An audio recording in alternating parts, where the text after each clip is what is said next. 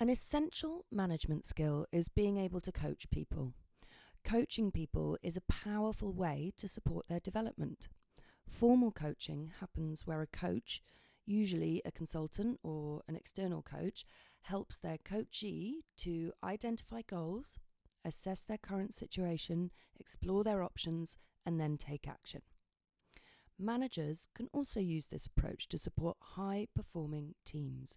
This is especially useful when managing teams where people need to be self-reliant, such as home working, hybrid working, remote working, alone working, and distance working.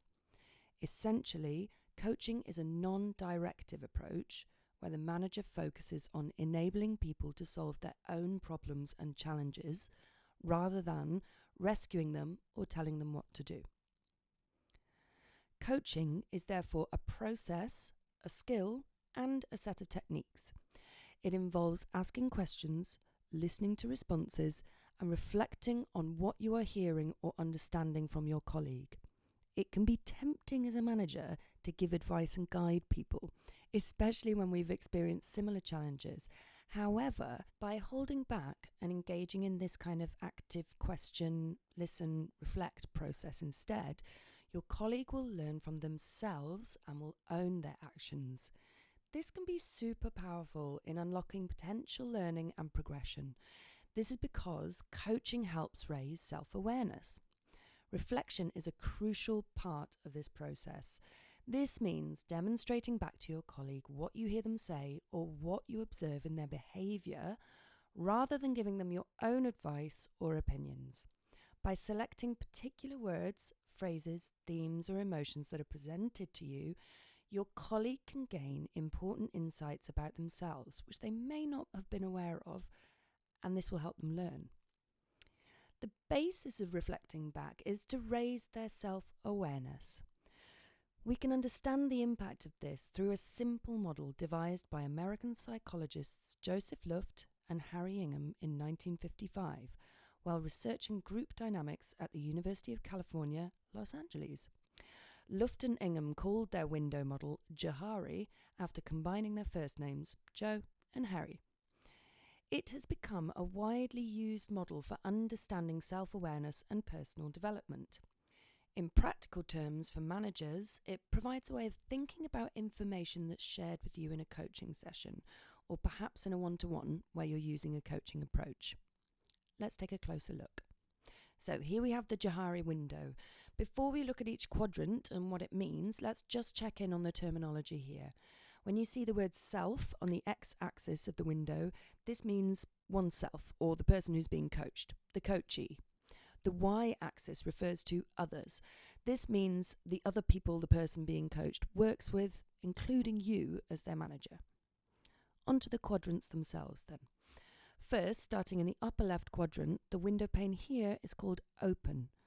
This means facts that are known by the person about themselves and also known by others. For example, they may know that they have great writing skills, and other people know this too. As a coach, you know this because they tell you about the emails they send, the reports they write, and the feedback they get on these.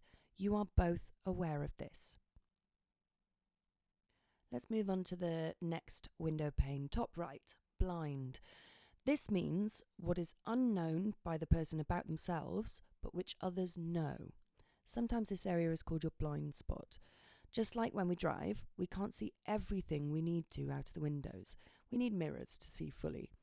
As a manager, you can use coaching to highlight reflections that reveal a blind spot, which may be affecting an individual's potential.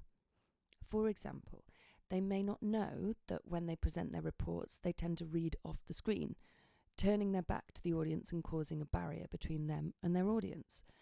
You could reflect this back to them, for example, by saying, when you present, you've told me that you feel like you get your message out and follow your script well. You also say you feel disconnected from the audience. What could be causing this disconnect? Don't just tell them they need to make eye contact. Help them to see that for themselves. Let's move on to the bottom left quadrant now, hidden. This is what the person knows about themselves that others do not know. This can be known as having a facade. Exposing hidden areas through reflections can be important in identifying successes or skills which they should get recognition for and openly attribute to themselves. Or it can help in identifying areas of development that the person can then work on rather than try and hide. For example, they might know that they struggle with spelling and typos, and it takes them a long time to check over their reports before sending them on.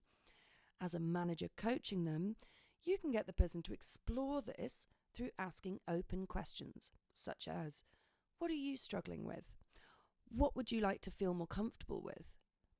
Again, it's really important here to help them find their own solution, rather than telling them what you would do in this situation. That's the difference here, where you're bringing in the coaching skills. You're asking the questions, listening, reflecting back to allow the person to find their own solution. Moving on to the last window, bottom right. This one is discovery. This is what is unknown by the person about themselves and is also unknown by others. This is the area for an individual to make discoveries about their potential. Reflecting back to a coachee on their blind spots and hidden areas can reveal areas for potential and self-discovery, which is the ultimate aim of coaching. By asking open questions, you will both find these moments of discovery. As a manager, this can help you to see the potential in your colleague and to identify further areas for support. For example, by asking them about challenges they've had, they may discover their problem with spelling and typos stems from wanting to rush through tasks rather than from a lack of skill. By opening up a conversation here, together you can explore ways to both be more efficient and more accurate. Try asking, what impact would it have if you felt more confident in this area? What would you need to change? How might you do that? Hold back from offering guidance and keep questioning. And when we say keep questioning here, it's important to remember that we're not trying to force hidden information or any information out from our coachee. We're trying to ask probing questions that allow the space for people to share when they want to. It's not about making the person feel uncomfortable and like they're being forced to say something they don't want to say. That's completely counterproductive. Let's reflect. To make the most of your coaching conversations, try the following to open up discoveries. Firstly, highlight helpful behaviour. State examples of when your colleague has been successful but fails to recognise this achievement fully or attribute the success to themselves. For example, you said that the report was impactful and that you enjoyed writing it. You also had positive feedback on the report. What do you think made other people feel so positively about your work? Next, gently showcase unhelpful behaviour. Issues which are brushed over or when things have gone wrong, but the blame is attributed to the situation or to others rather than to themselves. You explained that you tend to rush through tasks and that's when mistakes happen. What is causing you to rush? What could you do to change that? Next, inconsistencies. If you hear inconsistencies in what your colleague is saying, it is your role to reflect this back and challenge them.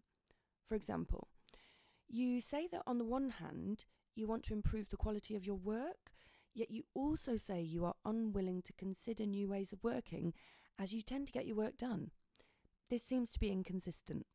What do you think about that? These reflections provide a neutral challenge which can lead to important insights and breakthroughs for your colleague. These types of reflection can help make more information open and lead to discovery. If you have a question about coaching or any other management tool, then get in touch. We'd love to hear from you.